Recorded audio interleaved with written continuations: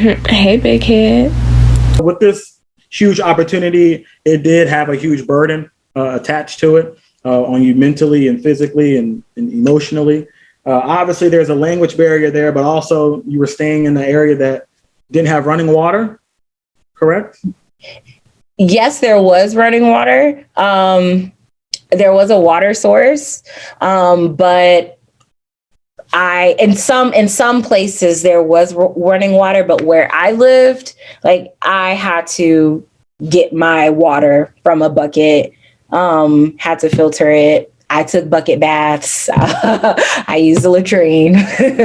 So yeah. Yes. Yeah. Electricity was scarce. Yeah. And you were kind of isolated a lot. Yeah. What would you say was the hardest thing to adjust to, and what really got you through those 2 years? Being homesick and being in constant culture shock. So one thing I want to encourage us, like Black people, people of color, people from, all walks of life, international travel, if possible, like go. So with me, I Peace Corps paid for everything, right? So I did not have to come out of pocket to go to South Africa or to have that experience at all. And I know that it's not easy to, especially now that we're COVID and stuff like that, like it's not accessible to go overseas or to go to these places. I am fully 100% aware of that. But if you ever have the opportunity to, like, please go, right? So I did have a lot of challenges.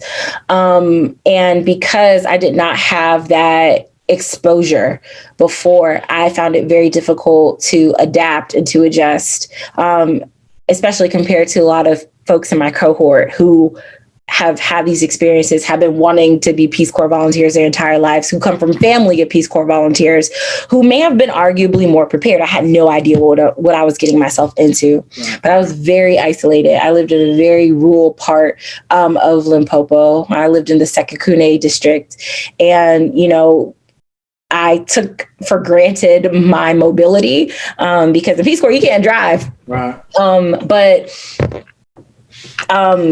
Vehicles like taxis weren't accessible where I was. I could only leave my village on Saturdays. And then if I wanted to leave on other days, I had to hitchhike, right? Which you can't do that. You're not supposed to do that. But your girl was hitchhiking because you had by any means necessary.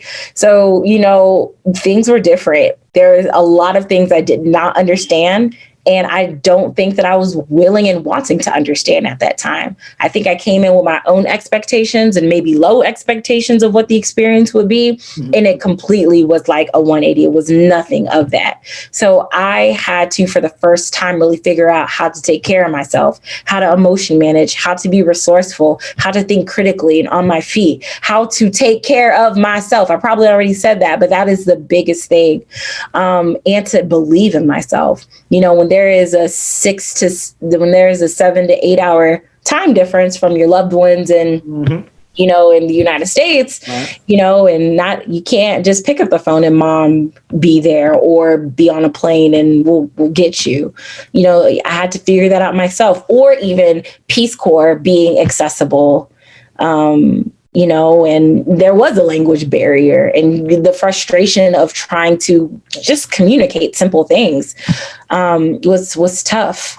But I will say that it was those moments. I think the biggest thing that I learned, or one of so many things, we could have the interview on Peace Corps, on that. But I will say that I just learned a lot about my limitations, my resilience, my capacity for resilience, and my capacity to care and love myself and to show up for others. My mental health was really challenged over there, but I feel I came out to be more aware and intentional with how I treated myself and how I treated other people, and to not take things so literal or so personal, because you just never know. Cross-cultural misunderstandings could just be a cross-cultural misunderstanding and all those things. So yeah. I'm not gonna lie. I'm a bit I'm not sure if I'm hurt or do I feel disrespected that I wasn't the reason why you made it through those 2 years, because I taught you how to make a grilled cheese sandwich, how to make rice properly.